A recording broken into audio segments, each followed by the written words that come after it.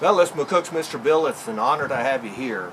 Yeah, last night we had storm warnings. The radio, you listen to them pretty close because they can save you a lot of heartache and food production.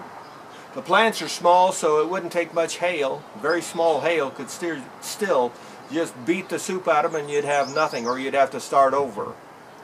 One of the things I like, and I use buckets, cans, all sorts of stuff to set over them, but I pick these up every chance I get at yard sales. They're just a little basket, woven basket, metal basket. But you can set that over your small plants, and they're pretty well protected then from small hail, I kid you not.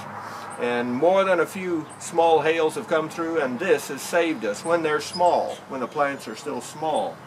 So that's something for you to keep in mind. The plants in the garden are looking extremely well this year. We've had some rains. My rain barrels are full. And so everything's looking good so far. And the river gardens that I've got west of McCook are looking good. Low maintenance road gardens are also looking good. I hope you spread out your garden to protect you from hail and to use land that the rich man is too lazy to use. This is what will keep you off of food stamps and give you a better, safer product without a middleman, without the G-man, regulating and everything. You can grow your own food, and that's a good thing to say the least. But you're here for a story. Well, the Native Americans, they knew that the rivers and the creeks, the lakes, they knew that was a Walmart for them. All sorts of resources were there for the taking. They were there for the taking. And today it's just the same thing. One of the things I like to do in the spring is go down on the river. And one of the things I do in the spring is I collect drugs that are down on the river. Legal drugs.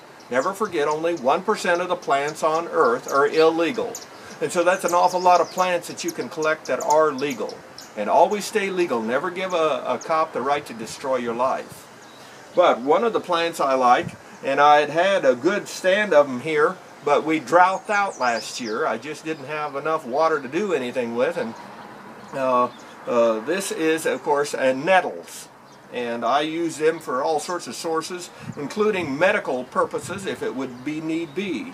Now this little nettle here, it is a great little herb, if you will, and it has all sorts of benefits that you can utilize.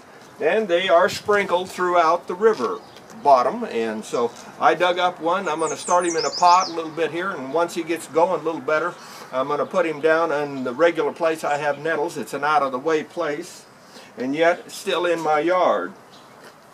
Just as I also plant some years back currants in the yard.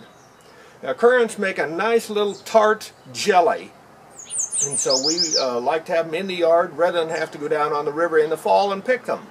Not a good thing any more than you have to if you can grow them in your own yard.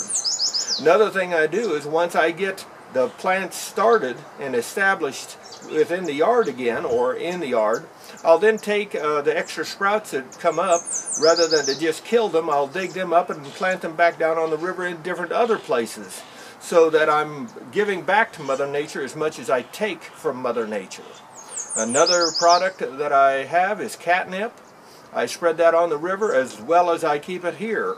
All sorts of herbs are very useful. Catnip is one of them. Sage is another one.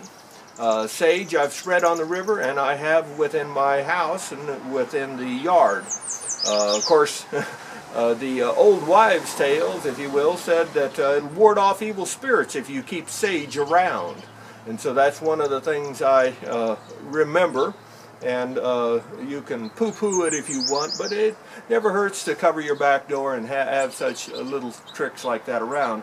Plus the useful tool of herbs. So I hope that this spring, when I know a number of people go down on the river and they collect mushrooms and different things like that. I don't trust myself with that product, but I know a lot of people that do. But be looking for other plants too. And with permission on private land, you can sure collect the plants and then return when you get the baby plants off of them and return some back to Mother Nature. This is McCook's Mr. Bill trying to keep you safe, always legal, and have a good spring.